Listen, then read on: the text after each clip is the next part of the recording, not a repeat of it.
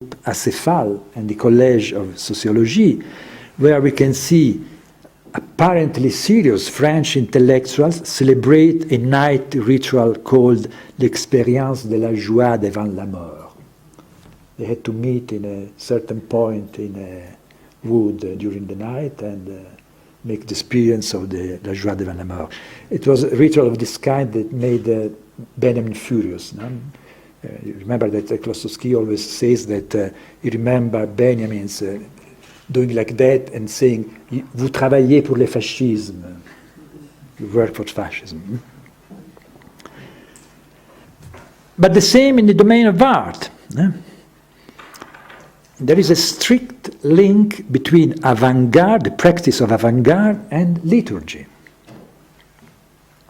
I think that Hugo Ball's evolution from the creation of Dadaism to Byzantine Christianity, and that's the title of his 1923 books, is extraordinarily significant.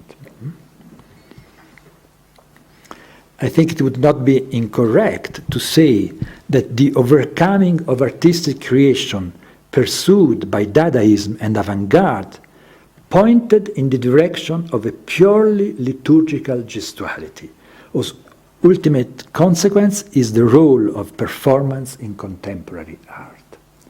I think that we cannot understand what is a performance in contemporary art if we do not understand this is a liturgical praxis, a purely liturgical praxis with all the characters of the performance we saw. So I think that perhaps the first half of the 20th century is not only the age of movements, but perhaps it's also the age of liturgy. And perhaps we still live in this legacy.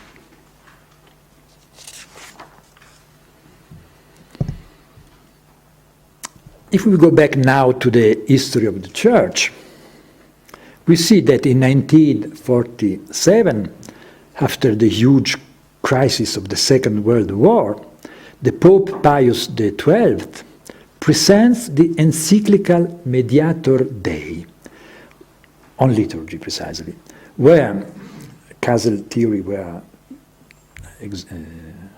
confirmed, and the celebration of the liturgical mystery is defined, I quote, as the supreme activity of the Church.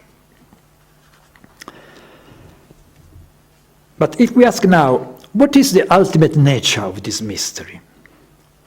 What is this liturgical mystery? Conceived as the supreme activity of the Church and then as the supreme activity of man, of Christian man.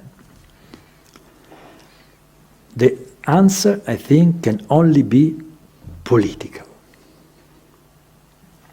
In 1935, the most intelligent theologians of the 20th century, Erik Peterson, the same who engaged in the 30s a debate with Carl Schmitt on political theology, wrote a book on the angel, by the way, on the angels, by the way, in which he states beyond any doubt that, I quote, "The liturgy of the Church has an original relation, eine ursprüngliche Beziehung, with the political sphere."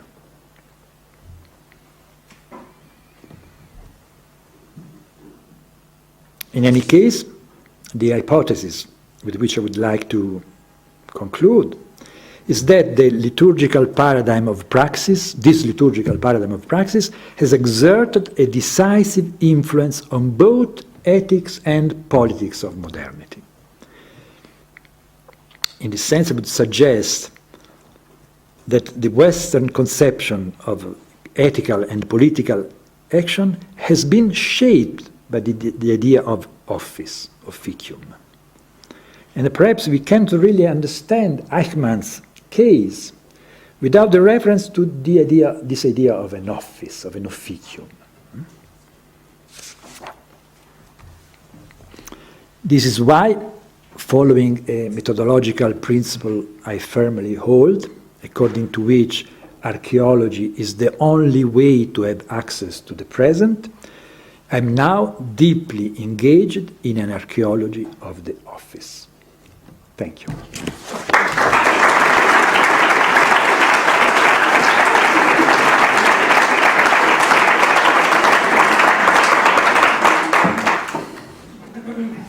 I always thought Lebensreformer die Jahrhundertwende des letzten Jahrhunderts, nicht? That was change your life. That was the movement coming there.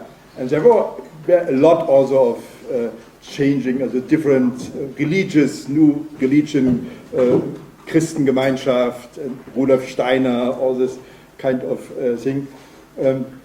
But the idea was that the Industrial Revolution had given us, back in Hegel's dialectics, certainly an idea that the movement, the contradiction, whatever, is what makes our life important, and not to stick to something, so to overcome, to find new ideas. Now you tell us we just followed the devil. Of course. Now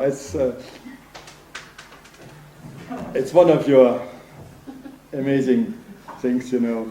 I wish to know what Foucault had to say about it. So please, Tom, tell us later. One of his last assistants, so he might know about that. Yeah, it was again a pleasure to see how you find in the labyrinths of the church archives and in books nobody has read in 50 years, something which at the end said, guys, you don't understand what politics is and what ethics is, you know, it's because you are under the spell of something you have not discovered yet. And certainly that is what we call philosophy. Thank you. So, questions? Challenges?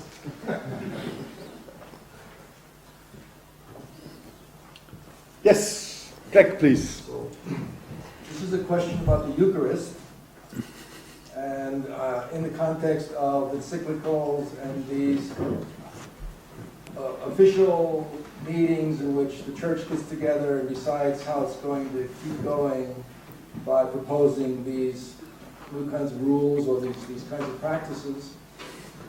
And I've been interested for a while in the fact that the Eucharist was imagined using the categories of Aristotle. So the mystery of the transubstantiation of the bread and wine into the blood and body of Christ was imagined in terms of the substance, essence, and accidents categories of Aristotle. So it seems to me that this is to say that the Eucharist is a literate imagination of Christ, or it's using the categories of literacy. And I'm wondering if there is a possibility of a transformation of the Eucharist to bring it up to date, to bring it into the digital technologies when we're thinking of a different kind of ontology or a different kind of metaphysics other than literacy, and yet we want to retain the principle of transubstantiation, but we have to call it something else, and substance is Aristotle's first category. I wonder if you could comment on that. And I avoided using the term electricity. No, I can assure you that the usage of Aristotelian terminology in this case, in the case of transubstantiation, etc., is only superficial. Completely, it has nothing to do with Aristotle. It's not always the case for scholastic theologians, as you know. Sometimes they are really near to Aristotle, but here the problem is more like the one I was trying to show. So there's very little to do with the Aristotelian ontology. And as far as the digital media are concerned, I know nothing about it.